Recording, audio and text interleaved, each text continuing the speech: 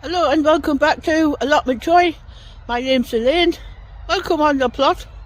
It's according to my weather app, it's 3 degrees and with a real feel of 3. But it's very crisp anyway. So I thought pop down to the allotment, have a hot cocoa and have a look around. Just wanted to show you something that's on the plot. Yeah, so everything's crispy on the plot. Of course, we've had a couple of robins come in and say hello, just to remind us to put some seed out for them and mealworms and things like that.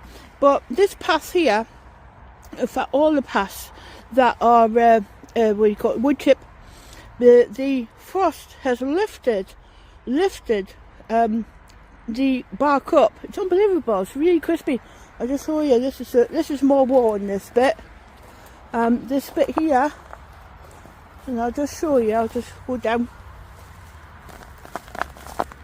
Yeah, I'll try that again. Difficult to film this one. Yeah, so crunchy. It's all lifted up. Yeah, and of course the birds and whatnot have been scratching around before it froze like it did. And yeah, so listen to it. So I've had really crispy weather. Yeah, and these carrots here are transplanted. It was from this raised bed here, and it collapsed, so I'm going to have to take the soil out. But the carrots that I had grown in there, I put in here in the hope to transplant them successfully, though they haven't grown very much. But this is absolutely rock solid anyway, so even if you wanted to get a carrot or two out of that lot, you couldn't.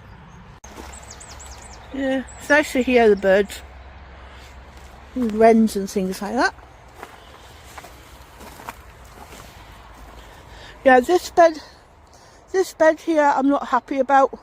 I've got rhubarb plants, very good rhubarb, but I've just got too much of it. And I also want to make this bed more productive. I've got 4 gooseberry plants, 2 red gooseberry, or brown, or whatever they are, red I think. Yeah, and 2 normal ones, but they just take up too much room. And I want to make this allotment work even harder than it did last year. Anyway, so yes, my powerhouse looking a bit busy. But there really isn't much going on here. I'm going to have to give it a good clear out. I've even got some onions over there that really should be in the ground like, but there's no hope in doing that at the moment anyway. Right, this is for Peter Trenhouse. Last year I cleaned this greenhouse, the glass down, or the polycarbonate down with Jay's fluid because I had a problem with red spider mite. It was fantastic. The place looked lovely, it was gleaming and everything.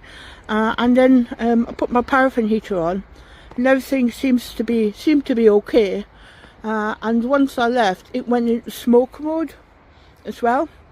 So it smoked the whole lot. So I thought, well, you know what the heck, I'm just going to leave it as a bit of sun protection, and that's what I did. So what I'll have to do now is sweep this whole lot out, get all the benches out again, and give it a wash down before the season begins. Now, so I put a bit of seed out for the birds, because as soon as I turned up, the birds arrived, so they know, they tell you as well that they want feeding. Right, so I've got 2 heads of red cabbage still sat here. I should think very shortly about taking them out. We're having red cabbage for tea tonight, but that's a red cabbage that I actually froze, so I may as well use that first before I start cutting these. But I've had a lovely little crop of kale, and I planted these kale last spring, and they went throughout the whole year, and I'm still cropping off them. I didn't need to take them out and replant anything else. Oh, this is for Ali from the Right Pear Plot. Ali, this is the stuff that I've got as well. It's Enviromesh it's called, and it's brilliant stuff. It's stiffer, but it certainly is a very good net, because you'll have it for years now. You can buy a lot of the cheapy stuff, you know, for £10 off the internet, but the thing is, though, it won't last that long. But this stuff's really good for Enviromesh. So this used to be the strawberry patch. There's 3 loads of strawberries. These are the strawberries that we inherited when we took this plot on, and a few years ago. And we've been plodding along, and they have been producing and things like that. But also, I want to make more room for special projects. So I think what I'm going to land up doing is using some of this for leeks and for onions.